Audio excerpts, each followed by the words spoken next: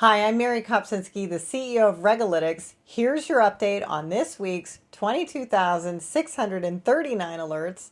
A small relief compared to last week. Certainly less new bills. This week brought 5,100 new bills compared to last week's 8,000.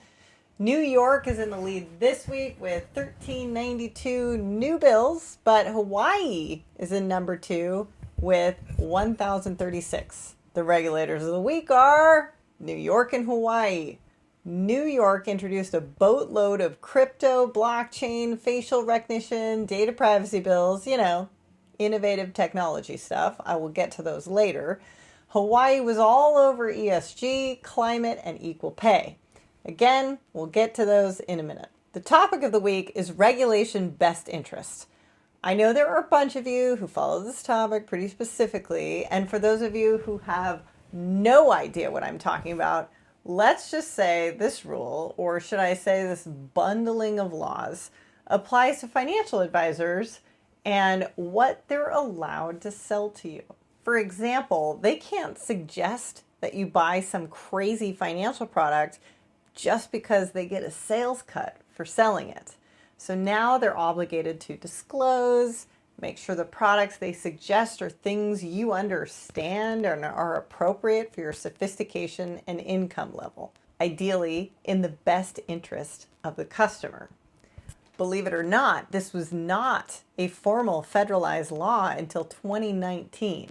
Like seriously, your financial advisors could legally screw you over. Anyway, this week the SEC is publishing a revision to the best interest rule, which would force broker-dealers to step up their game a little bit with better policies and procedures, documentation requirements, and essentially a little bit more red tape, but it's to make sure that they don't screw you.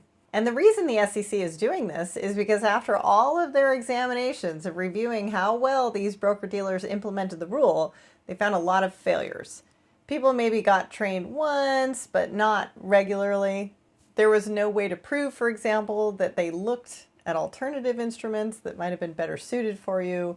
There was poor documentation of what the policy or the procedure was, etc.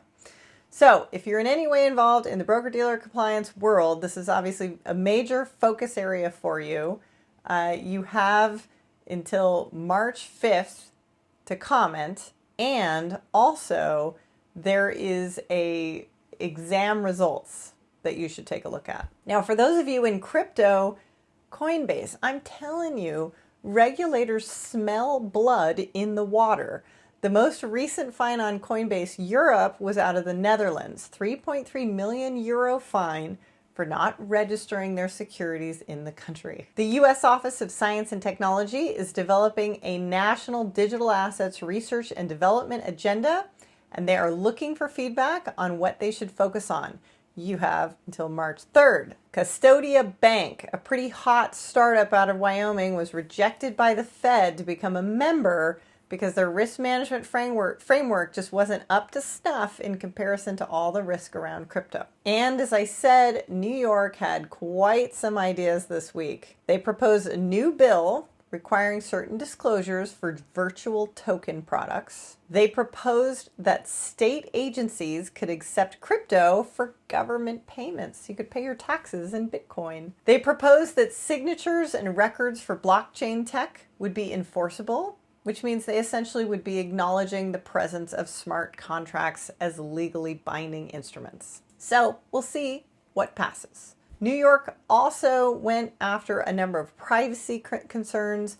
One bill sought to establish the New York Data Protection Act, like the CCPA of New York. They also introduced a rule that allows insurers to create wellness programs with apps using your biometric data. Meanwhile, they introduced a bill banning facial recognition on police officer cameras. And finally, we go back to Hawaii, another state pay transparency bill on the table. Additionally, they put out a bill that would request their state pension funds to actively consider investments that would help Hawaii's natural environment. So, aloha, and that's it this week for Regalytics. Join me every Wednesday for your dose of regulatory news.